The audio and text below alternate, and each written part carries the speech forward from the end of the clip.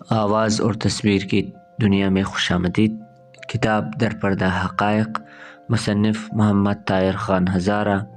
مضمون: میں کس کے نام لکھوں جو علم گزر رہے ہیں۔ 10 جنوری 2013، علمدار روڈ، دھماکہ اور اس سے وابستہ در پردہ مقاصد کے حصول کی حکمت عملی بڑی مہارت سے بنائی گئی۔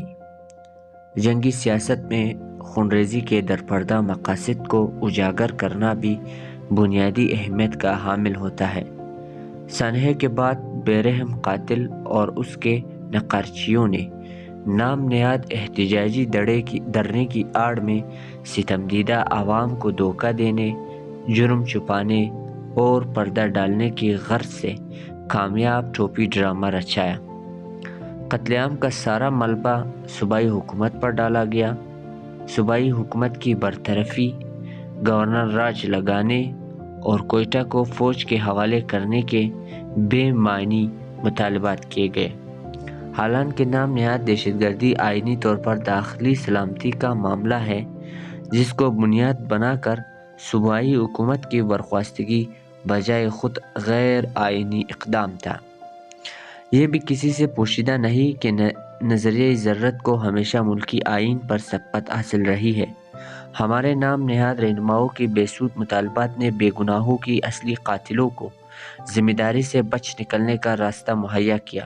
قتل عام کے سارے عرصے میں احتجاج کے نام پر کولا گزاری نام نہاد قبائلی رہنماؤں، مذہبی بیوپاریوں اور قوم فروشوں کی درپردہ قوتوں کے ساتھ کمپرومائز کرنے کے ساتھ کی جاتی رہی، جو مذموم مقاصد کے لیے 100% کامیاب رہی۔ استعماری قوت کی کامیابی ہی 16 فروری 2013 کی ہلاکت انگیز واقعے کا پیش خیمہ بنی، جس کی ایک بڑی وجہ وہ پروردہ باغباں تھے جو برق و شرر سے ملے ہوئے تھے۔ اس میں شک نہیں کہ ہزارہ معاشرے کو ماضی اور حال میں حالات کے بدترین جبر کا سامنا رہا ہے، لیکن اس حقیقت کو جھٹلانا بھی ممکن نہیں کہ ہماری اجتماعی دانش حالات کے جبر کا مقابلہ کرنے میں بری طرح ناکام رہی۔ بدقسمت جنوبی مغربی ایشیائی خطہ ہمیشہ بالادست قوتوں کی گھناؤنی سازشوں کی آماجگاہ بنا رہا ہے۔ یہاں استعماری سازشیں ہمیشہ ملی بھگت اور عوام کی سادہ لوحی اور نادانی کے باعث کامیابی سے ہمکنار ہوتی رہی۔ ایک مسلمہ حقیقت یہ بھی ہے کہ روح اثر سے ناپلید قومیں اور معاشرے زوال پذیر ہوتے ہیں۔ یہ بھی درست ہے کہ معاشرے کے زیادہ تر افراد کا غیر سنجیدہ اور غیر ذمہ دارانہ اعمال و کردار بھی بالادست قوتوں کی سازشوں سے مطابقت پیدا کرتی رہی۔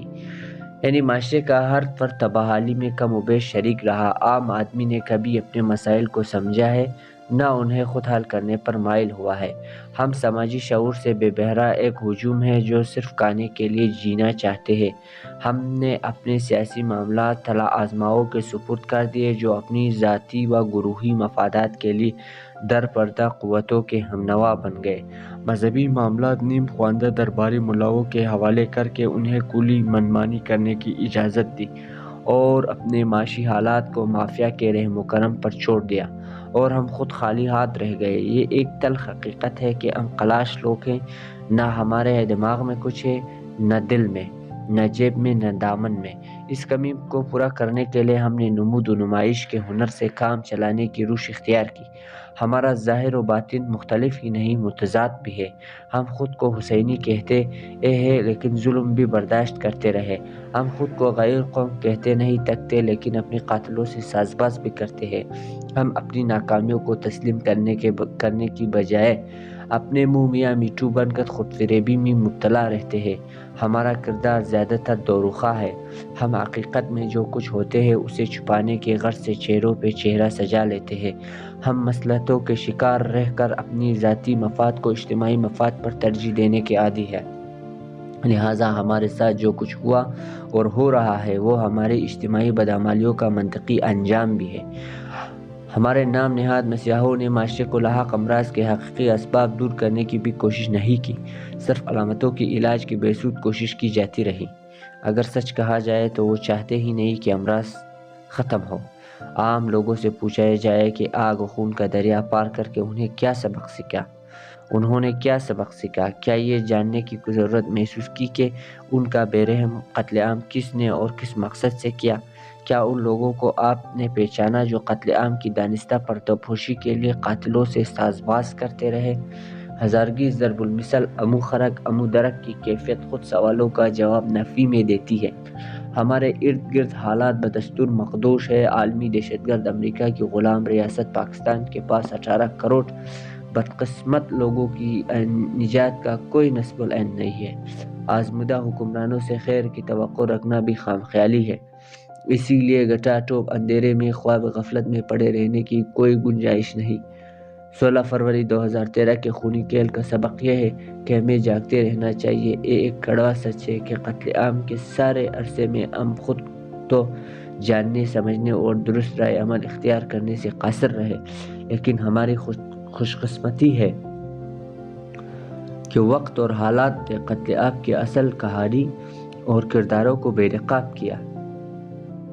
16 فروری 2013 کی شہداء کو نذرانہ عقیدت پیش کرنے کا بہترین طریقہ یہ ہے کہ ہم ماضی کی اپنی غلطیوں اور کوتاہیوں کا احساس کرتے ہوئے ان کی تکرار سے بچنے کی ہر ممکن کوشش کریں۔ حالات سے نبرد آزمائی میں معاشرے کے ہر فرد کا کردار بنیادی اہمیت کا عامل ہے، جو کہ بدقسمتی سے اب تک ہم ادا کرنے سے قاصر رہے ہیں۔